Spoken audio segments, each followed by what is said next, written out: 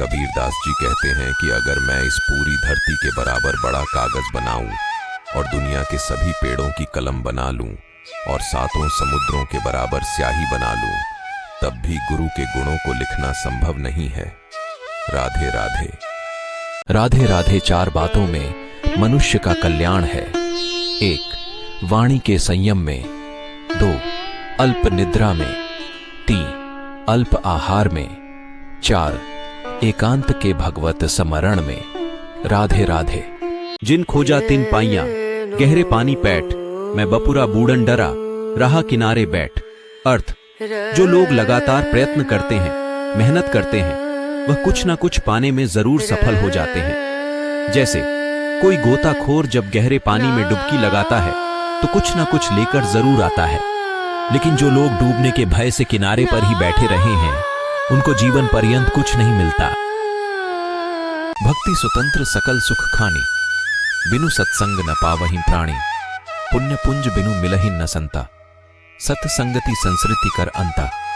अर्थ, भक्ति स्वतंत्र रूप से समस्त सुखों की खान है, लेकिन बिना संतों की संगति के भक्ति नहीं मिल सकती है।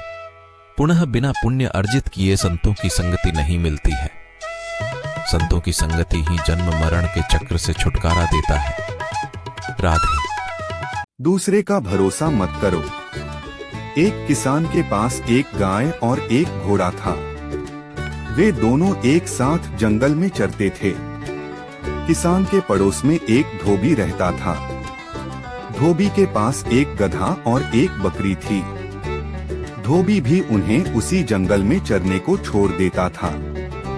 एक साथ चरने से चारों पशुओं में मित्रता हो गई।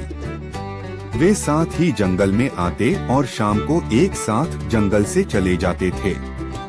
उस जंगल में एक खरगोश भी रहता था। खरगोश ने चारों पशुओं की मित्रता देखी तो सोचने लगा, मेरी भी इनसे मित्रता हो जाए तो बड़ा अच्छा हो। इतने बड़े पशुओं से मित्रता होने पर कोई कुत्ता मुझे तंग नहीं कर सकेगा। खरगोश उन चारों के पास बार बार आने लगा। वह उनके सामने उछलता, कूदता और उनके साथ ही चरता था। धीरे धीरे चारों के साथ उसकी मित्रता हो गई। अब खरगोश बड़ा प्रसन्न हुआ। उसने समझा कि कुत्तों का भय दूर हो गया। एक दिन एक कुत्ता उस जंगल में आया और खरगोश के पीछे दौड़ा। खरगोश भागा भागा गाय के पास गया और बोला, गोमाता, यह कुत्ता बहुत दुष्ट है। यह मुझे मारने आया है। तुम इसे अपनी सींगों से मारो। गाय ने कहा, भाई खरगोश, तुम बहुत देरी से आए। मेरे घर लौटने का समय हो गया है। मेरा बछड़ा भूखा होगा और बार बार मुझे पुकारता होगा। मुझे घर जाने की जल्दी है। तुम घोड़े के पास जाओ।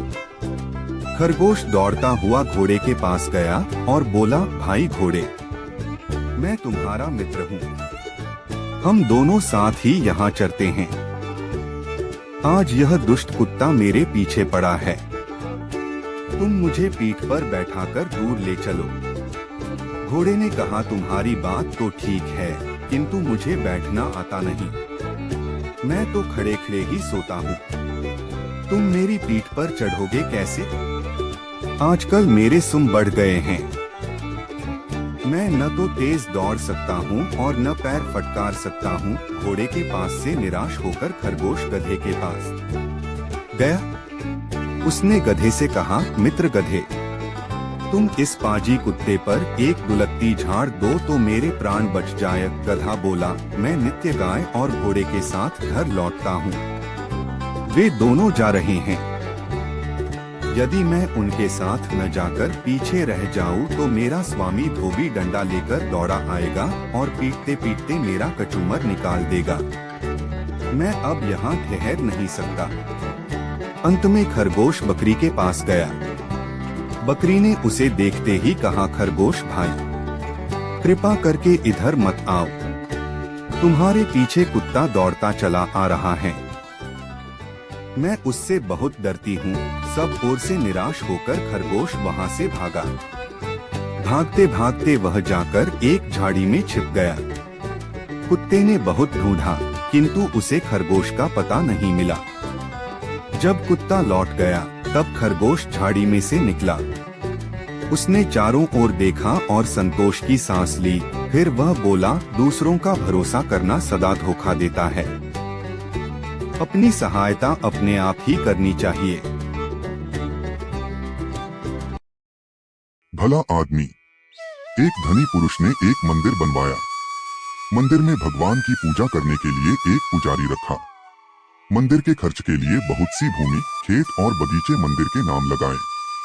उन्होंने ऐसा प्रबंध किया था कि जो मंदिर में भूखे, दीनदुखी या साधु संत आवे, वे वहां 2-4 दिन ठहर सकें और उनको भोजन के लिए भगवान का प्रसाद मंदिर से मिल जाया करे। अब उन्हें एक ऐसे मनुष्य की आवश्यकता हुई जो मंदिर की संपत्ति का प्रबंध करे और मंदिर के सब कामों को ठीक ठीक चलाता रहे। बहुत से लोग उस धनी पुरुष के पास आए। वे लोग जानते थे कि यदि मंदिर की व्यवस्था का काम मिल जाए तो वेतन अच्छा मिलेगा। लेकिन उस धनी पुरुष ने सबको लौटा दिया। वह सबसे कहता था, मुझे एक भला आदमी चाहिए, मैं उसको अपने आप छांट लूंगा। बहुत से लोग मन ही मन उस धनी पुरुष को गालियां देते थे। बहुत लोग उसे मूर्ख या पागल बतलाते थे। लेकिन वह धनी पुरुष किसी की बात पर ध्यान नहीं देता था। जब मंदिर के पट खुलते थे और लोग भगवान के दर्शन के लिए आने लगते थे, तब वह धनी पुरुष अपने मकान की छत पर बैठकर मंदिर में आने वाले लोगों को चुपचाप देखा करता था। एक दिन एक मनुष्य मंदिर में दर्शन करने आया। उसके कपड़े मैले और फटे हुए थे। वह बहुत पढ़ा लिखा भी नहीं जान पड़ता था। जब वह भगवान का दर्शन करके जाने लगा, तब धनी पुरुष ने उसे अपने पास बुलाया और कहा, क्या आप इस मंदिर की व्यवस्था संभालने का काम स्वीकार करेंगे? वह मनुष्य बड़े आश्चर्य में पड़ गया। उसने कहा, मैं तो बहुत पढ़ा लिखा नहीं हूँ, मैं इतने बड़े मंदिर का प्रबंध कैसे कर सकूंगा? धनी पुरुष ने कहा, मुझे बहुत विद्वान नहीं चाहिए, मैं तो एक भले आदमी को मंदिर का प्रबंधक बनाना चाहता हूँ। उस मनुष्य ने कहा, आपने इतने मनुष्यों में मुझे ही क्यों भला आदमी माना? धनी पुरुष बोला, मैं जानता हूँ कि आप भले आदमी हैं। मंदिर के रास्ते में एक ईंट का टुकड़ा गड़ा रह गया था और उसका एक कोना ऊपर निकला था। मैं इधर बहुत दिनों से देखता था कि उस ईंट के टुकड़े की नोक से लोगों को ठोकर लगती थी। लोग गिरते थे, लुढ़कते थे और उठकर चल देते थे। आपको उस टुकड़े से ठोकर लगी नहीं, किंतु आपने उसे देखकर ही उखाड़ देने का यत्न किया। मैं देख रहा था कि आप मेरे मजदूर से फावड़ा मांगकर ले गए और उस टुकड़े को खोदकर आपने वहां की भूमि भी बराबर कर दी। उस मनुष्य ने कहा, यह तो कोई बात नहीं है। रास्ते में पड़े कांटे, कंकड़ और ठोकर लगने योग्य पत्थर, ईंटों को हटा देना तो प्रत्येक मनुष्य का कर्तव्य है। LTT। धनी पुरुष ने कहा, अपने कर्तव्य को जानने और पालन करने वाले लोग ही भले आदमी होते हैं। वह मनुष्य मंदिर का प्रबंधक बन गया। उसने मंदिर का बड़ा सुंदर प्रबंध किया। राधे राधे।